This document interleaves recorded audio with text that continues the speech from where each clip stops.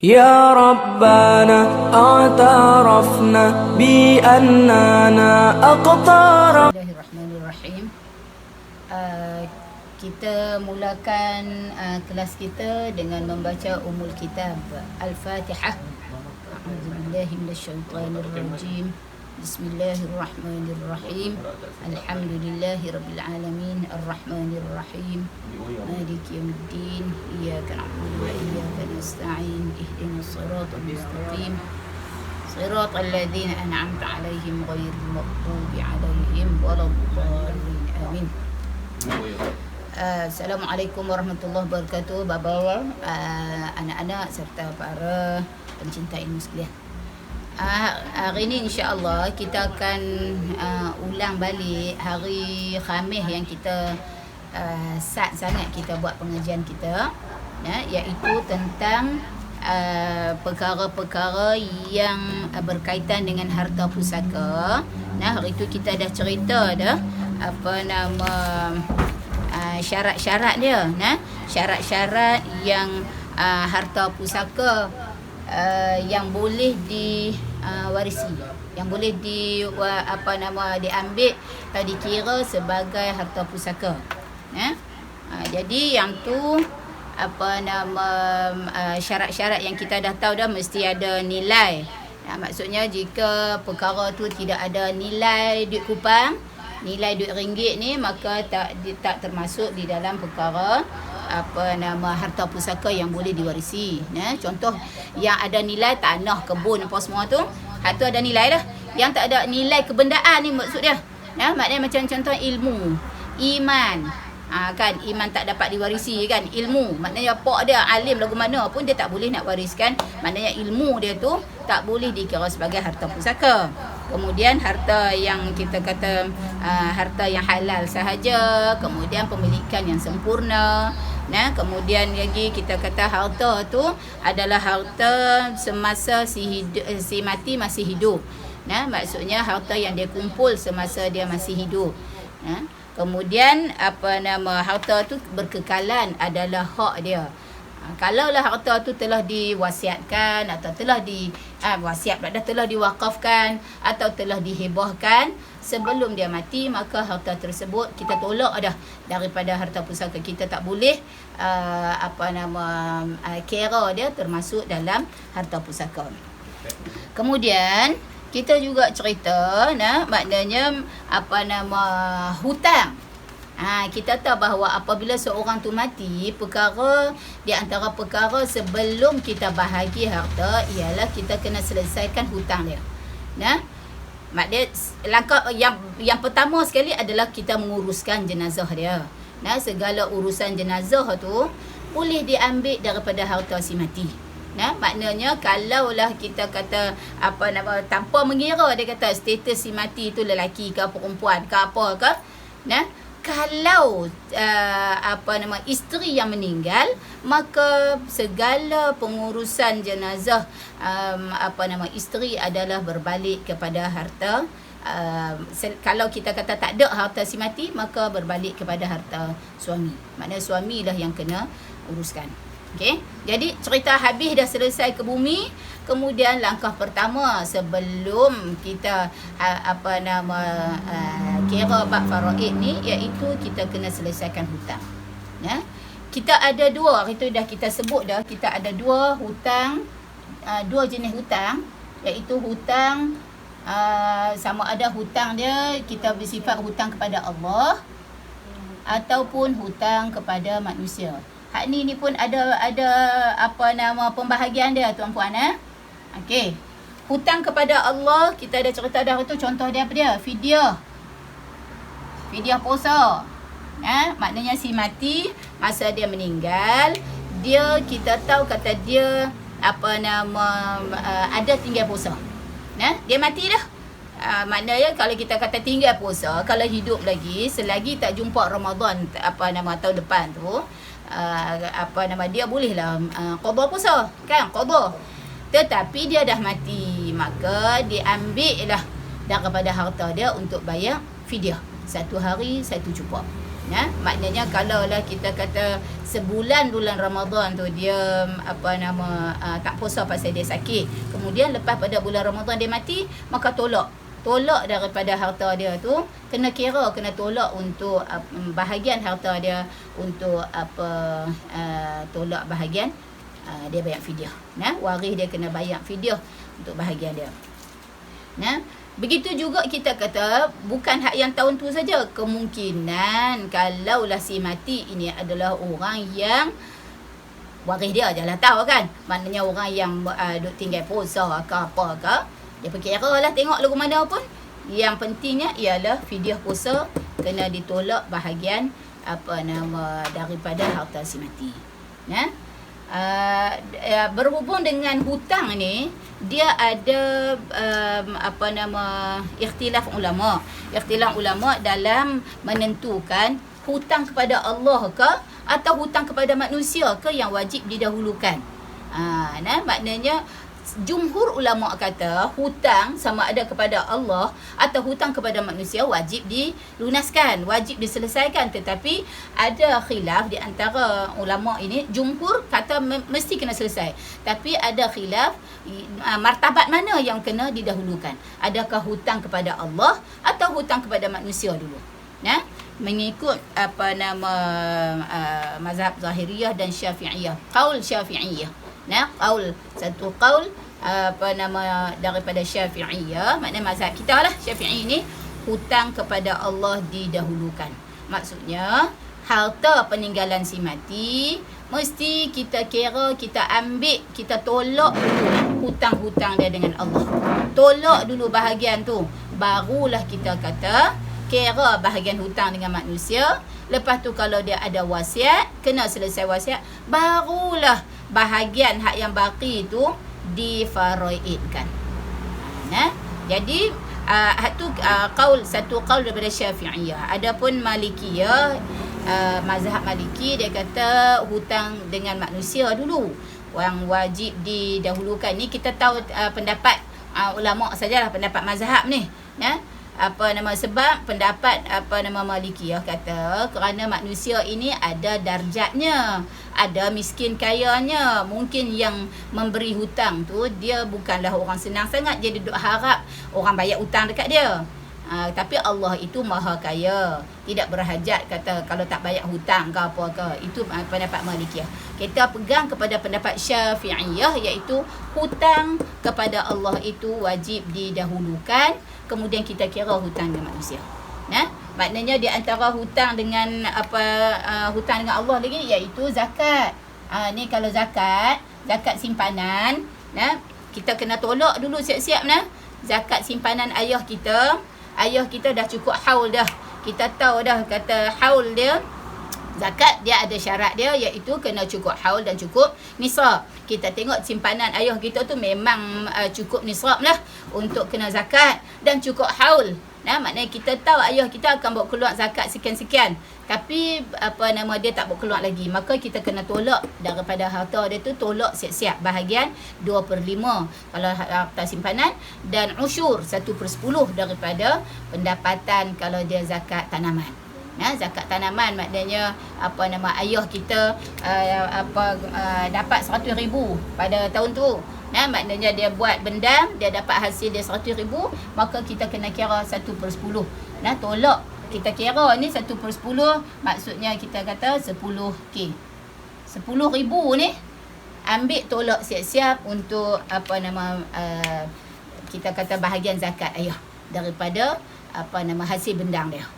Tolak siap-siap. Jangan kita duk kira 100,000 ni 100,000 lah. Kan ayah dapat duit bendang, hasil dapat 100,000, sedangkan ayah tak bayar zakat lagi. Kemudian lagi kalau zakat fitrah macam tu juga. Kita tengok zakat fitrah, kalau kata ayah tak bayar, maka kita kira lah. Kita tolak. Kemudian lagi hutang kepada Allah juga ialah jika tak tunaikan haji lagi. Kalau ayah mati dalam keadaan ayah tak tunaikan haji lagi, okey, sedangkan ayah adalah orang yang berkemampuan, okey, dia ayah ni mampu, kaya, sihat tubuh badan. Yang kita kata haji dalam bab istita'ah haji, ni banyak kena duster sayang. Okey. Nah, dalam bab haji ni, dia kita kena kira tengok kepada ada syarat dia kemampuan. Jika si mati adalah orang yang ada kemampuan. Kemampuan ni dari segi apa? Kemampuan daripada sihat tubuh badan. Dia ada panjang lagi lah ni. Kemudian dia aman perjalanan. Lah ni kita tak ada dah ni. Aman perjalanan memang aman. Ni syarat hak asal. Aman perjalanan ni pasal apa? Pasal dulu ni kena musafir tengah padang pasir, sagi ada perompak, ada penyamun, dah apa semua kan. Jadi lah ni kita naik kapal terbang 9 jam 10 jam sampai dah. Okey. Kemudian dia ada kemampuan lagi apa dia Ayas? Cukup belanja. Cukup belanja kepada siapa? Waris yang ditinggalkan.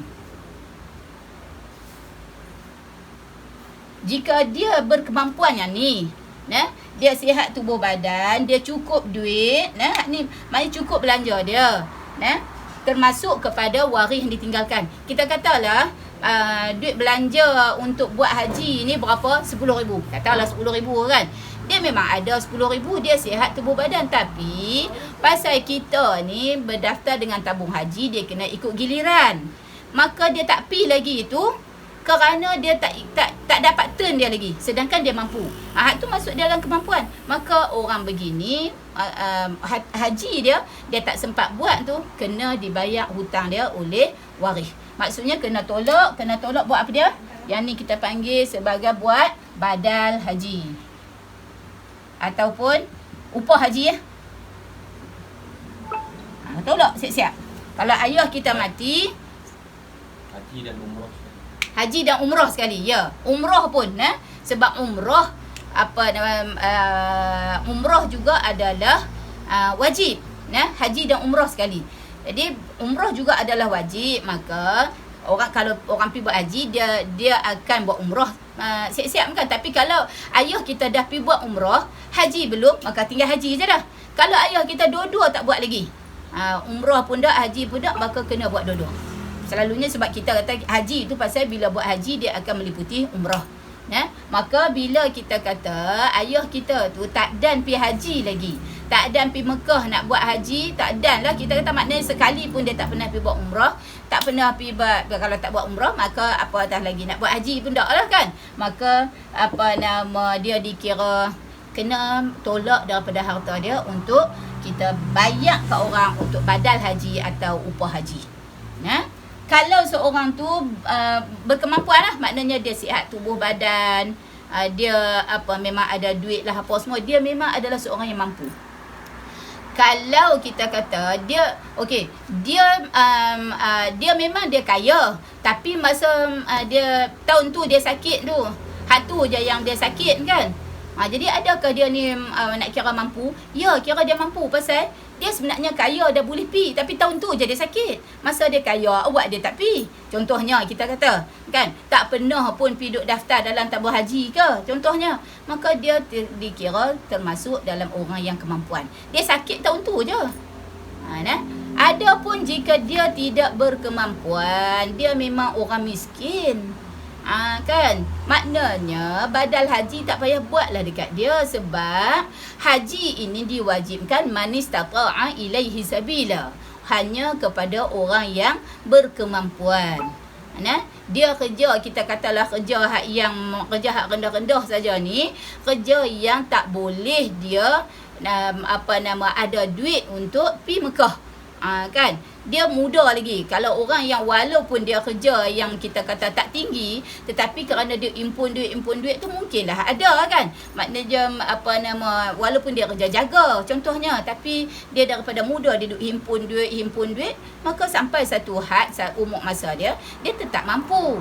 Tetapi yang ni mungkin kita kata dia tak dan himpun duit, dia mati.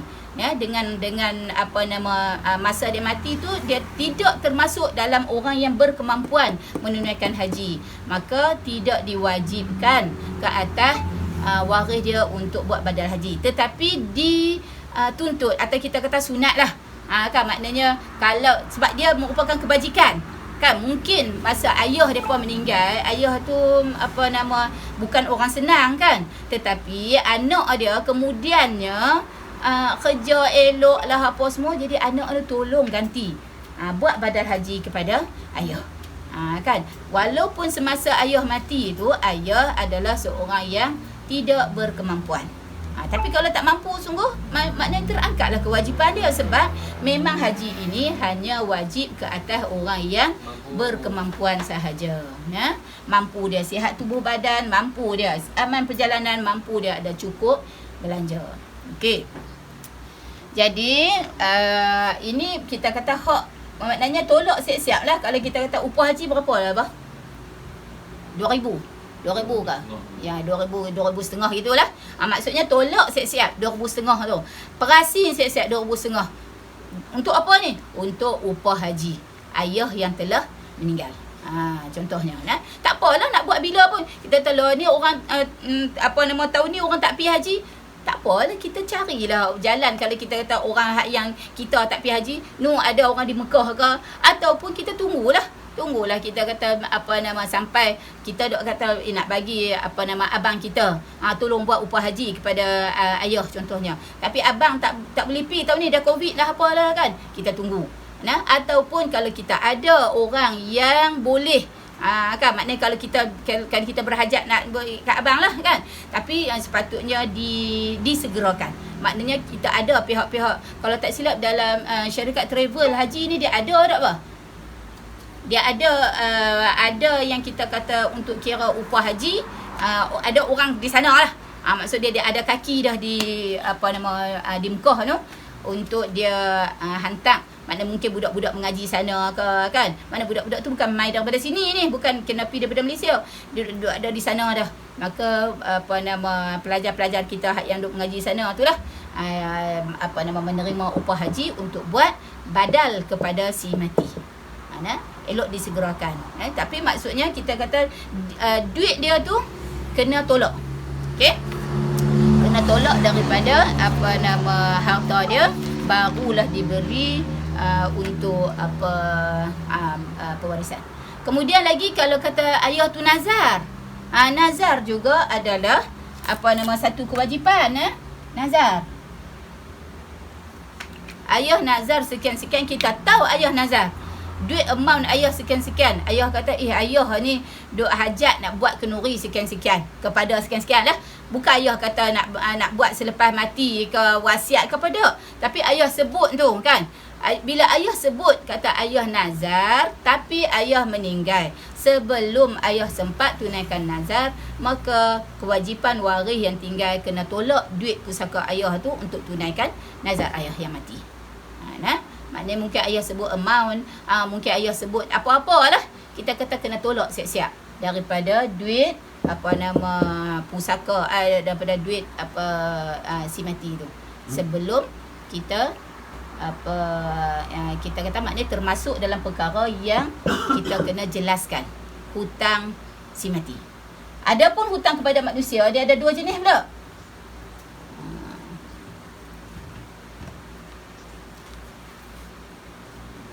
Hutang kepada manusia ni dia ada dua jenis.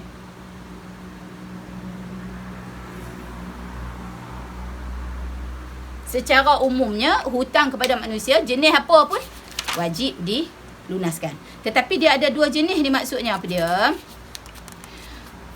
Mana dia? Hutang yang berbentuk, dia kata ad-duyun, ni istilah ni. Ad-duyun al-ainiyah, hutang yang berbentuk barangan. Dan satu lagi ad-duyun al-mutlaqah, hutang semata-mata hutang. Yang ni pula terbahagi pada dua. Banyak benarnya. Bila kita baca bab faraid ni, kalau kata kita nak peralui lah kan, nama kata hutang semua kena bayar. Okey. Adapun hutang yang kata hutang ad-duyun al-ainiyah ni apa dia? Hutang yang berbentuk barangan.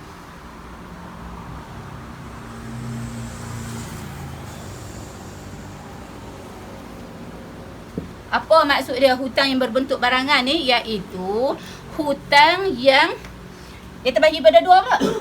Sama ada mungkin barangan tu adalah barang gadaian.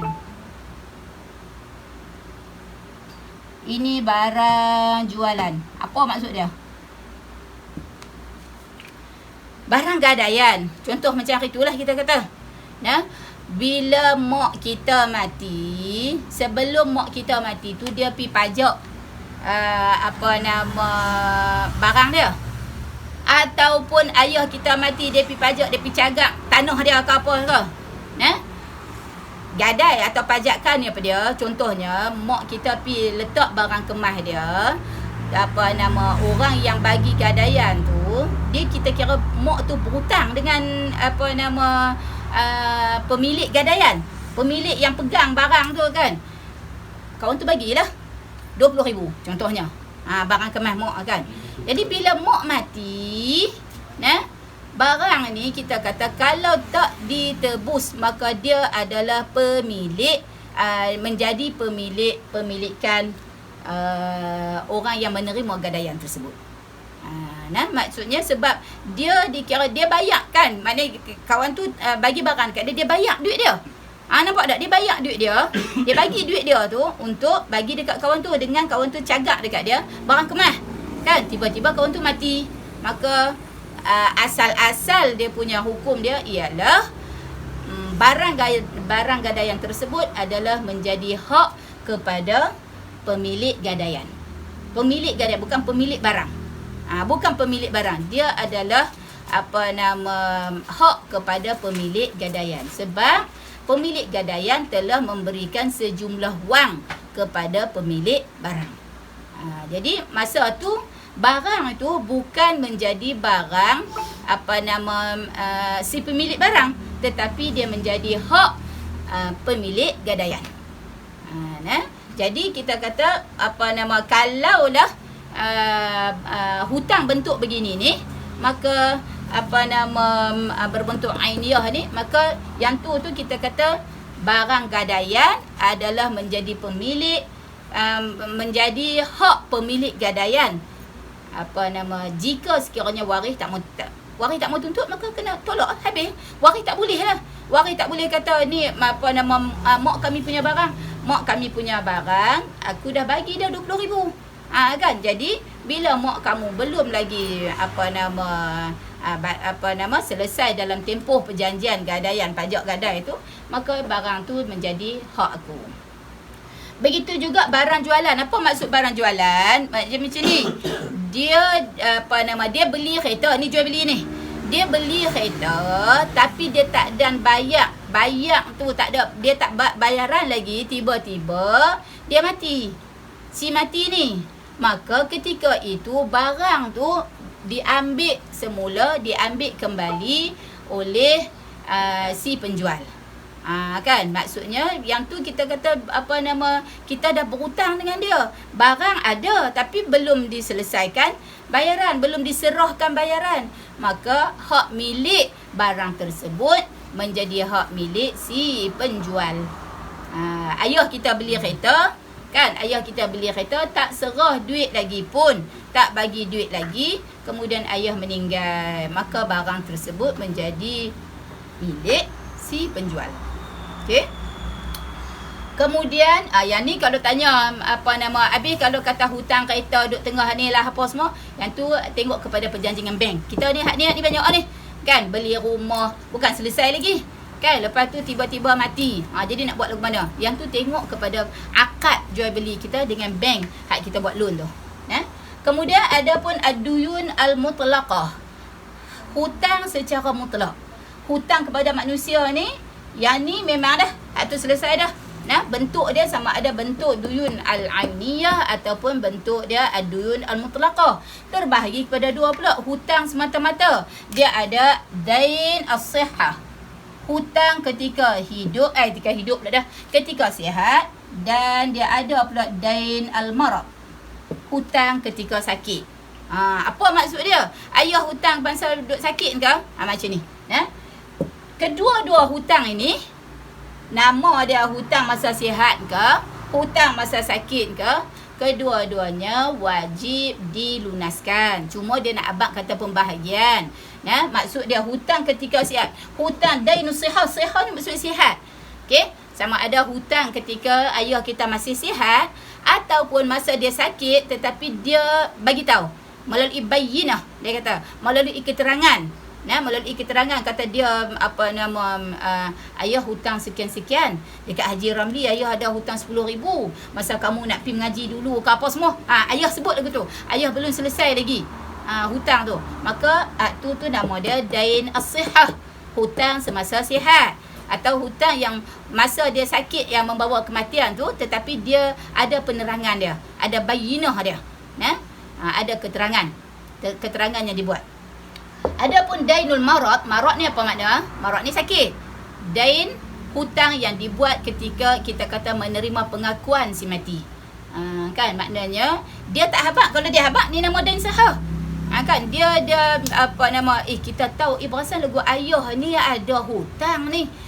Ayah pernah sebut dulu, katalah kan, kita tak tahu amount dia. Ayah pernah sebut, ayah kata dulu masa hang nak pergi mengaji ayah sampai kena berhutang. Lagu tu je. Kan, jadi kita tak tahu ayah ni berhutang dengan siapa, berapa amount lah apa semua. Maka kita kata pengakuan, bila dia buat pengakuan masa dia sakit, yang tu nama dia dainul marad. Maknanya ayah ada hutang dulu kan. Dia tak larat dah nak cakap ni. Ayah dulu masa cik nak pergi mengaji dulu, ayah habaq kata ayah berhutang. Tapi masa tu tak ada siapa pun tanya. Kita duk kira nak bagi cik mengaji je, tak tanya pula. Jadi ni ayah ada ke? Hutang ayah jelas dah lagi. Yang masa cik nak pergi mengaji dulu ni, kan? Ayah bayar dah lagi, selesai lagi hutang tu. Ayah dia tak selesai lagi. Kan? Jadi ayah dia tak larat cakap dah. Pengakuan tu dikira sebagai dain. Maknanya jangan kita nafikan. Bila kita kata dah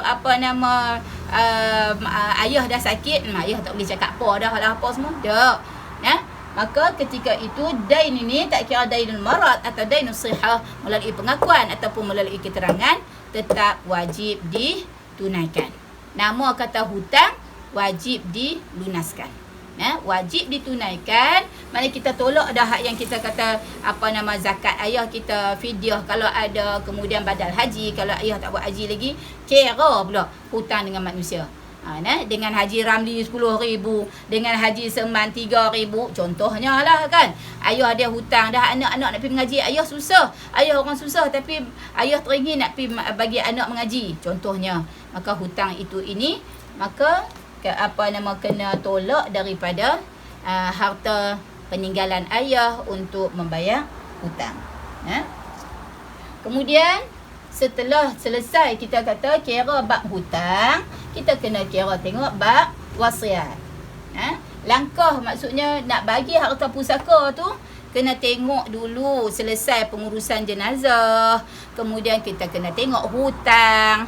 Selesai dulu hutang, jangan cepat untuk buat pembahagian harta pusaka. Berapa ni, kita dapat berapa. Tengok dulu. Kalau kita tahu ayah kita ni memang seorang yang kita tahu hidup dia dalam keadaan dikelilingi hutang contohnya, maka kita kena bagi tempoh tertentu. Maknanya kita buat pengumuman, kita buat selalunya masa kita nak bawa jenazah ayah tu kan, waris dia akan buat pengumuman lah. Dia kata siapa-siapa yang ada hutang kepada ayah saya boleh menuntut dekat saya, atau mana-mana waris kita akan selesaikan. Jadi kita bagi tempoh. Kalau kita kata kita tahu ayah kita berhutang, kita tak tahu kita tak tahu berapa amount, tapi kita tahu ayah kita berhutang. Kita tak tahu ayah kita berhutang siapa. Mungkin antara jalannya kita buat lah ni ada kan, dengan WhatsApp lah, dengan Facebook lah, dengan apa semua. Jadi mungkin kita boleh buat iklan melalui cara tu. Kita buat iklan dengan cara tu, kita bagi tempoh sekian-sekian untuk siapa-siapa yang dia sebut apa, pemberi hutang, pemihutang ke apa, yang bagi hutang dekat ayah tu untuk buat tuntutan. Buat tuntutan bayar hutang ayah dulu bagi selesai.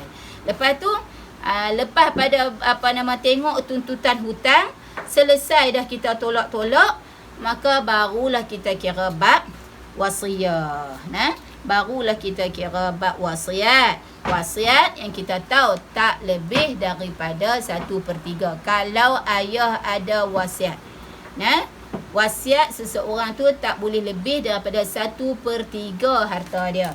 Maknanya kalau harta dia 300,000, ni kita nak senang kira ni. 1/3 maksudnya dia punya wasiat tak boleh lebih daripada 100,000. Maksimum 100,000 saja yang dia boleh buat wasiat. Contohnya lah kan, maknanya kalau 300,000 tu. Okey, cerita dia tiba-tiba ayah ni dia wasiat dia. Kan dia wasiat tu, dia wasiat kata sekian-sekian amount. Ayah mati nanti 10,000 bagi kat kawan ni. Memang ayah kita ada lah maksud dia.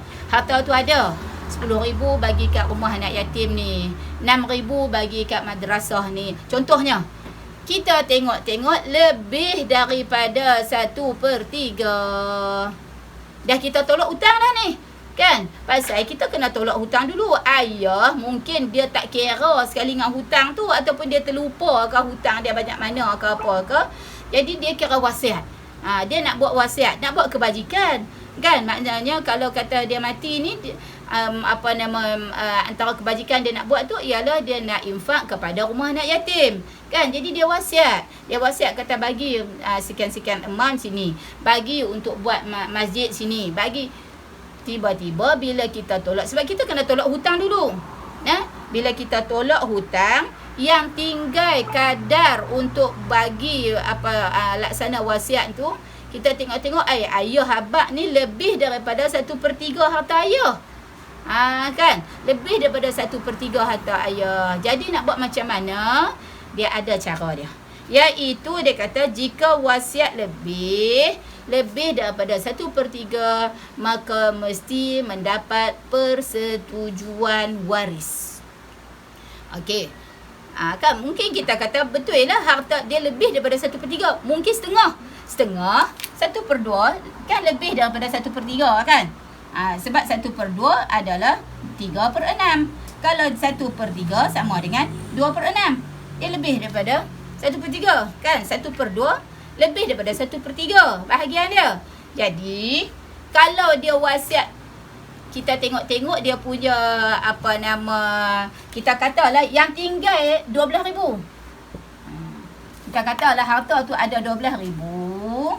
Kemudian kita kena ingat bila harta faraid, harta yang boleh faraid ni, selesai hutang, selesai wasiat. Kalau selesai hutang, bayar hutang, selesai wasiat, tiba-tiba tak ada dah harta.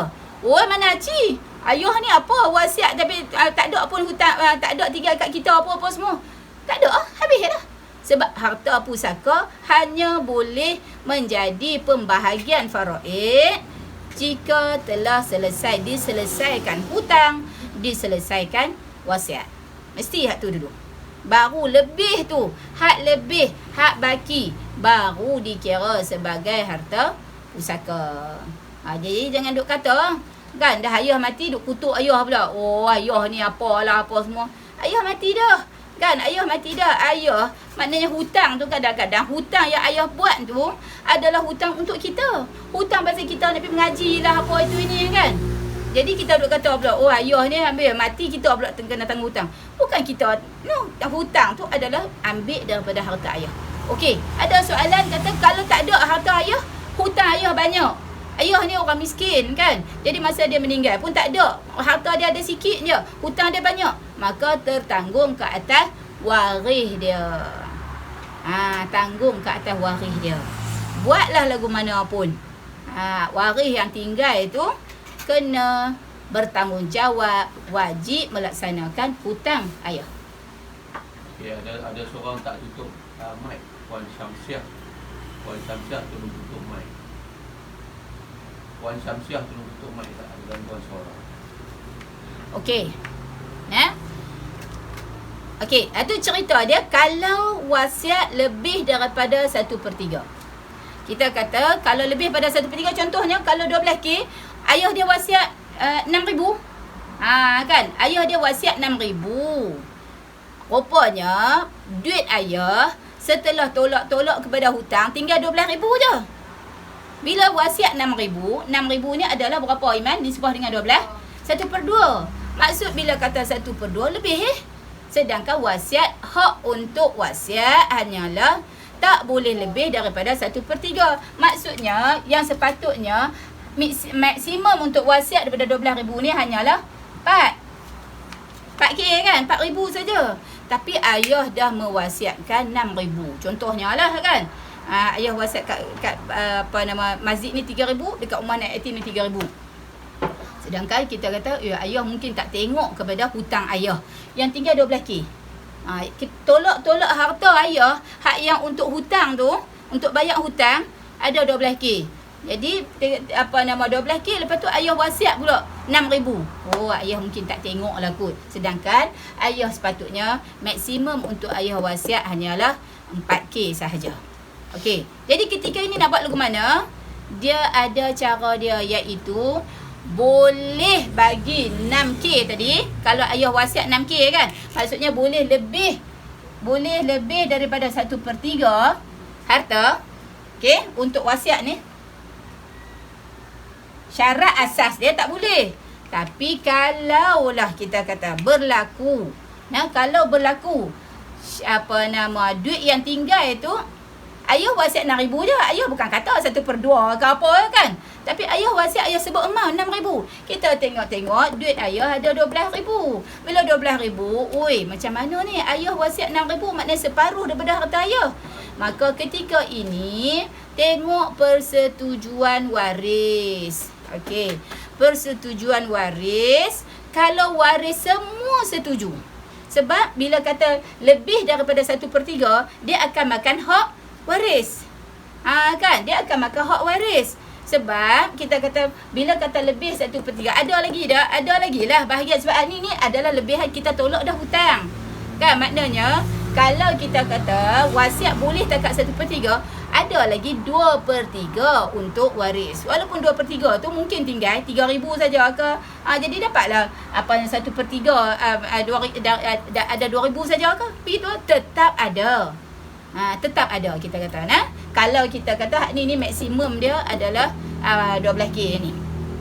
Okey. Jadi macam mana cara?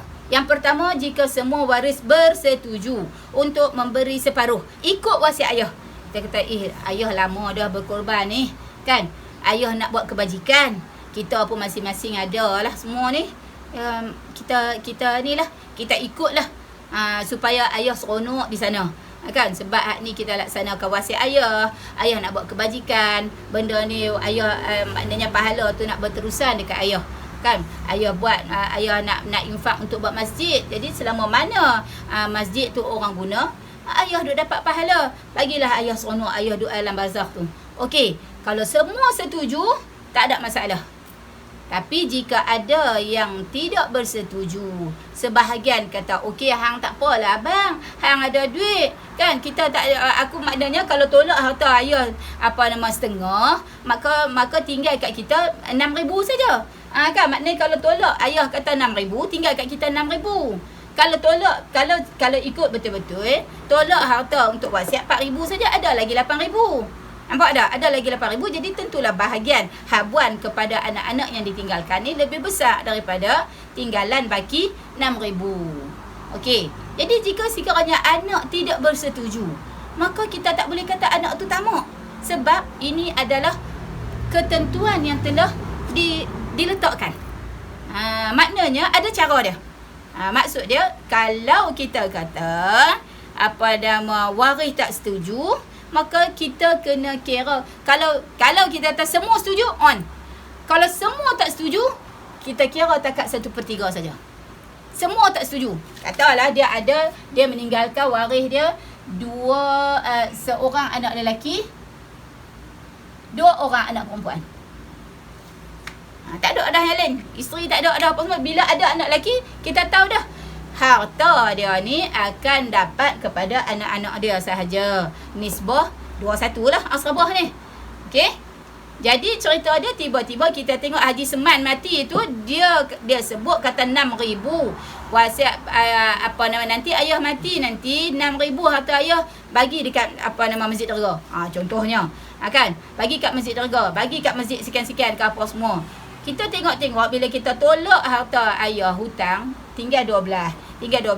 dengan ayah sebut 6 tu, maksudnya sampai setengah. Okey, kalau semua setuju, maka tak apa, 6,000 tu bagilah kepada Masjid Dargah.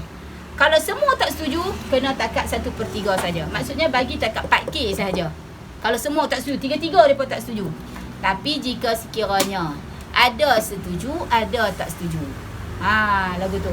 Maknanya, ada yang setuju bagi harta ayah dia mengikut wasiat lebih daripada 1/3. Ada setuju, ada tak setuju. Maka, ada cara dia pula. Tu dia. Maknanya, ayah dia wasiat lebih pada 1/3. Kita syarat dia macam mana? Kalau semua setuju, maka tak apa. Lebih pada 1/3 pun tak apa. Kena ambil persetujuan waris yang berhak dapat harta pusaka. Kan? Maksudnya, waris dia daripada 12,000 tu, yang tinggal selepas pada hutang, tinggal untuk wasiat, mereka ada hak ni. Seorang lelaki, anak lelaki dan 2 orang anak perempuan ada hak dalam harta pewarisan baki daripada wasiat ayah. Kalau ayah tak wasiat apa, 12K tu dapat ke mereka lah. Kira lah harta faraid terus. Kalau ayah tak wasiat apa? Baki daripada hutang ke ada diwasiat? Baki daripada hutang.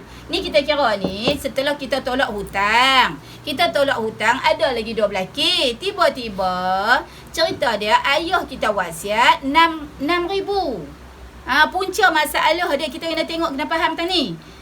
Yang ni 12,000 bukan harta asal. Hak ni kita buat nisbah.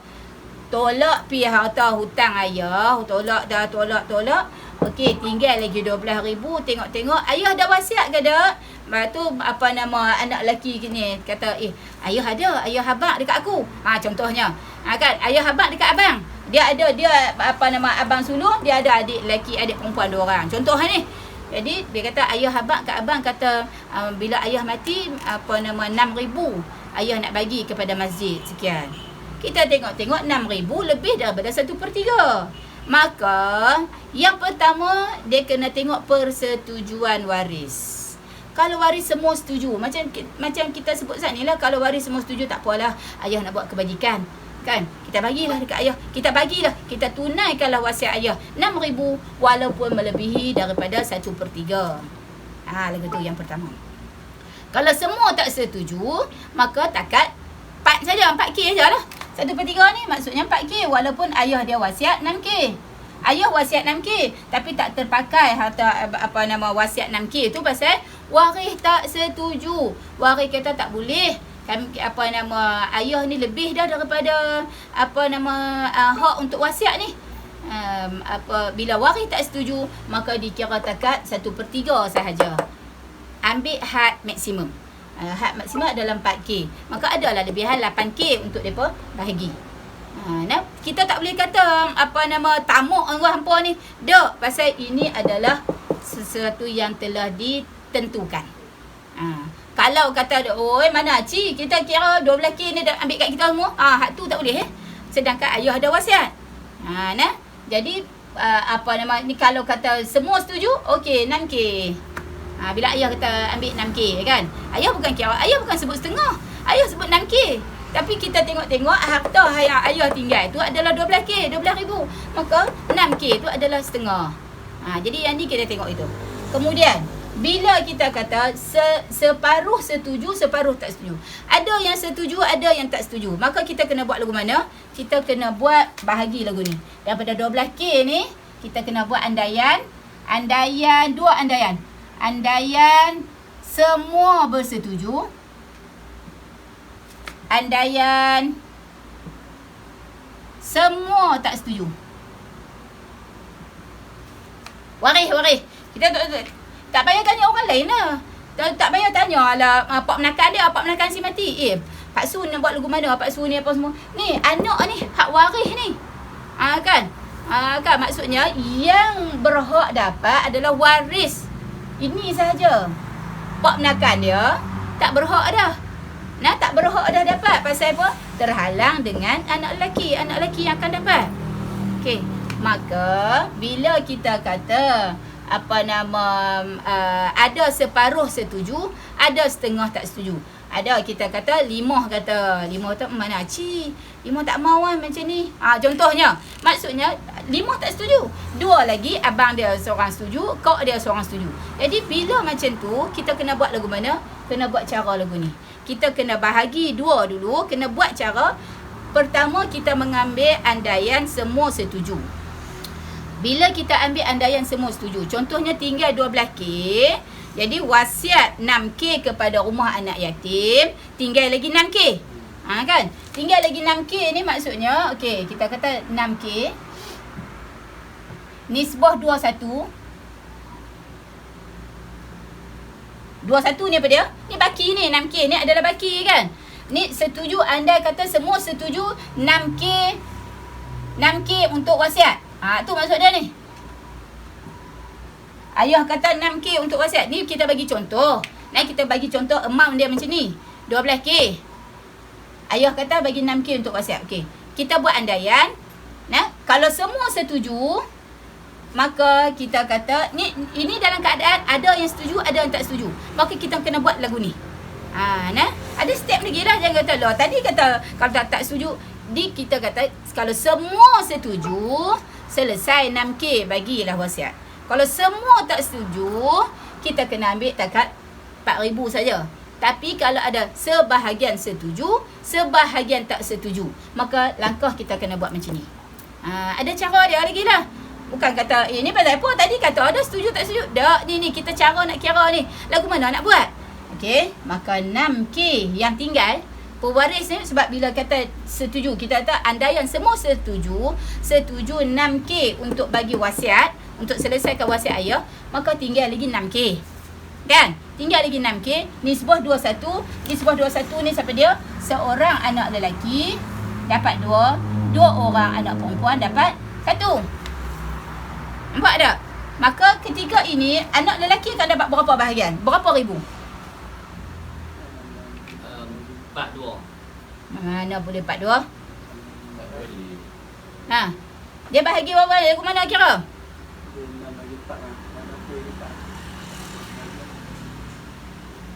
Ni anak lelaki seorang. Anak lelaki seorang. Anak lelaki seorang kali 1. Anak perempuan 2. Anak lelaki seorang kali 2. Hak ni kali 1 jadi 6. bahagi 3 je lah. 2 1 2. 4. Bahagi 4. Okey, bahagi 4. Okey, bahagi 4 hanya anak lelaki dapat berapa? Bagi anak lelaki 21 ni.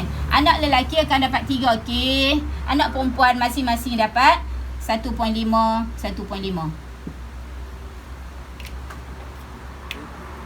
Okey. Anak lelaki akan dapat 3,000. Anak perempuan akan dapat 1.5. Okey. Hak ni kita kira step ni dulu. Okey. Yang ni kalau andaian semua tak setuju. Okey. Maknanya kalau maknanya baki 6K bahagian lebihan daripada wasiat tu adalah 6K, maka ikut faraid dia adalah 21. Anak lelaki akan dapat 3K. Seorang je. Sebab kita cerita, kita contoh yang kita buat, seorang anak lelaki, 2 orang anak perempuan. Okey? Maka anak lelaki akan dapat 3,000 daripada 6,000 ni. Dan anak perempuan akan dapat 1/5. Setiap mereka akan dapat 1/5. 1.5. 1,500 1,500. Kemudian kita kata yang andaian tak setuju ni lagu mana pula? Maknanya andaian tak setuju untuk bagi 6K ni, maksudnya andaian ni kena buat takat 4K sahaja. Andaian tak setuju dengan wasiat 6K tu. Tu maksud dia. Kan kita kata tadi, kalau setuju semua, maka kalau setuju kira lah 6K. Ayah wasiat 6K. Kalau tak setuju, kena kira takat 4 saja, iaitu 1/3 daripada wasiat. Okey. Lalu ni kita buat macam ni. Langkah pertama, andaian setuju. Dengan andaian tak setuju, maksudnya bila andaian tak setuju, wasiat hanya boleh dikira 4K sahaja. Boleh faham? Baki lagi berapa? Baki lagi 8. Baki apa ni? Baki hak yang harta ayah tadilah 12 tolak 4. Maknanya andaian yang semua tak bersetuju, kita buat andaian tu. andaian semua tak bersetuju bahawa nak dilaksanakan 6K. Pasal apa? Sebab ayah dah lebih daripada 1/3. Jadi kita ambil maksimumnya adalah 1/3 saja, iaitu 4K. Bila 4K bersetuju untuk bagi wasiat 4K sahaja, maka lebihan adalah 8K. Kan? Lebihan 8K ni kalau nisbah 2:1, seorang anak lelaki, 2 orang anak perempuan. Dapat berapa dia, Pak? Anak lelaki dapat 4K. Anak perempuan masing-masing dapat